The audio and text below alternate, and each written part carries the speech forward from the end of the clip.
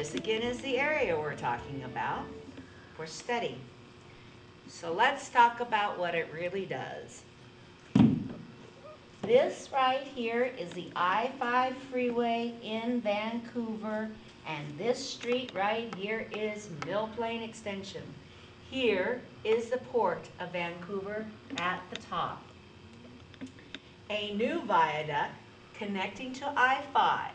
Currently, you come from the south, headed north, up I-5 to Mill Plain. You go down to Mill Plain on the exit, under the I-5 bridge, and out here to the port.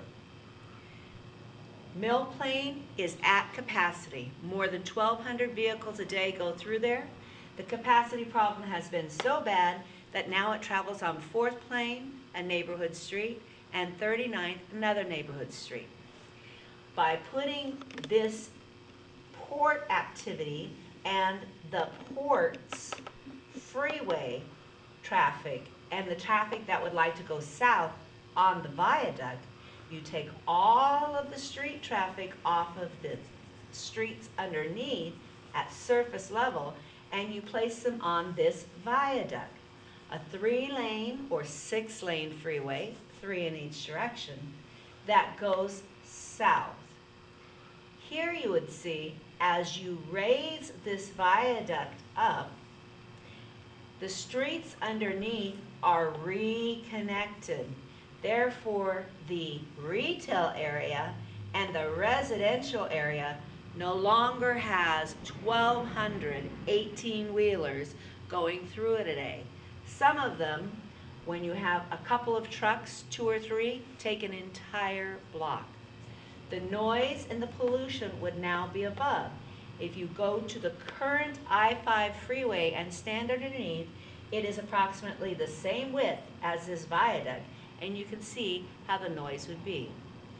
This area then can be used either to retain the buildings that are there or as public parks. Either way, you have much more livability with the freight up on its own unobstructed area, and it's safer. Plus, the port get a freeway access, and they also get a 20th century type of infrastructure. Much more willing to get business. This right here is the Columbia River Crossing Project's locally preferred alternative. And let's say for one moment here, the Columbia River Crossing Project is talking about adding capacity across the Columbia River. The locally preferred alternative at the moment is to replace the structurally sufficient I-5 bridge that has nothing wrong with it except for its overcapacity. Approximately 280 pieces of property in Oregon and Washington, this just showing the Washington side, will be impacted. Purchasing the properties through eminent domain when the government comes along and takes what you have. So you will have lots of people losing their property, lots of businesses going out, and unemployment. When you look at this top picture of the same map, we have enhanced I-5 so you can see right where it is. The red line here that is pulled out, this tiny little area there, is this same viaduct. This is the intrusion that would take place from a 3rd bridge corridor, as opposed to this. No interruption on I-5, no flaggers on I-5, no added congestion, and it deals with the problem, not enough capacity. To take away a bridge which is structurally sufficient, meets all requirements, and has no problems, when what you need to add capacity makes little sense. This is what Mill Plain looks like without the viaduct over it. this little area. Right here is the area of impact or affected area. In Oregon and Washington, 280 pieces of property taken fully or partially. We'll talk later about the historical part. That will be a process all by itself. But this is known. The Safeway would be taken.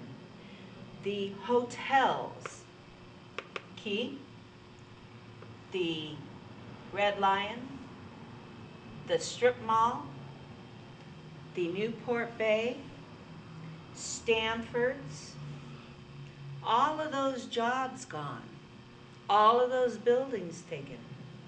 The amount of cost when you do something in a highly urbanized area like this, taking the business, taking the infrastructure, taking the inventory, unemployment, retraining, loss of business income during that, all has to be made up by ODOT and WADOT.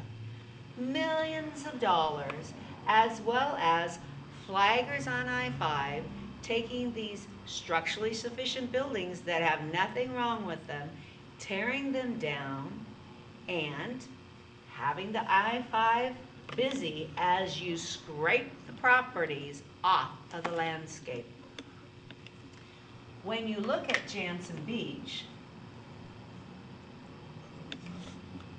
go ahead.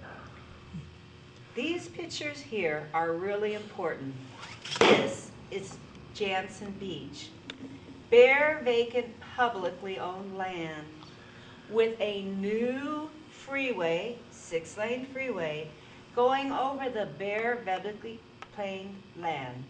This bare land, as opposed to highly urbanized Jansen Beach, 27 floating homes, all purchased and removed. And all of those business and all of the asbestos and hazardous materials from taking apart buildings that were built in the 70s and 80s, and then transporting it onto I-5.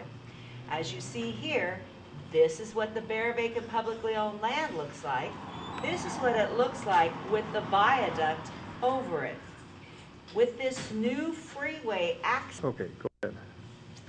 this viaduct goes west into the Port of Vancouver, which is right here, providing them with a 21st century access. This is a closer picture of how the viaduct goes through the Port of Vancouver right here. This is Hayden Island, also known as Jansen Beach. As you see, it goes into Hayden Island and across bare, vacant, publicly owned land.